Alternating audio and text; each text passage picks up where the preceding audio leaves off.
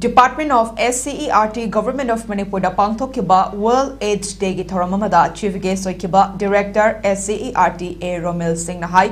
AIDS hairiba laina asibu malem gi leimai asidagi muthatnaba gi damakta aikoi puna honaminaba changi haiki loinana former Director Family Welfare Department Dr. L Tomcha Kuman hai aikoi pumna makna AIDS hairiba laina asidagi ngak thoknaba gi damakta aikoi gi hakchang da cheliba ESC matam pumna makta sengna thamnaba honagadabani haiki amadi Joint Director SCERT KH Asok Kumar Singh na hai aikoi gi angang singna AIDS ki laina asi leitanaba aikoi mama mapa oibe singna puna hona minarasi haibo wafam sing thamki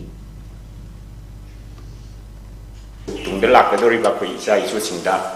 khoi gi generation future generation singda hairiba laina asi amukhanna loiner tanabagi damakta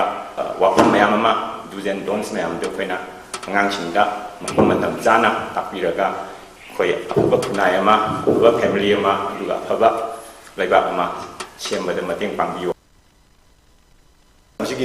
I Manipur ki lemai dagi hana de Bharat dagi PTP dagi punamak mutat paje dakarle machina agoi machine amaba mi mayam ma sogale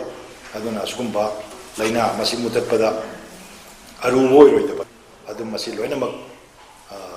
engnaba ngamgado ngaktani ngasai gi hairi ba ai sabi sandokoi lambi mari duda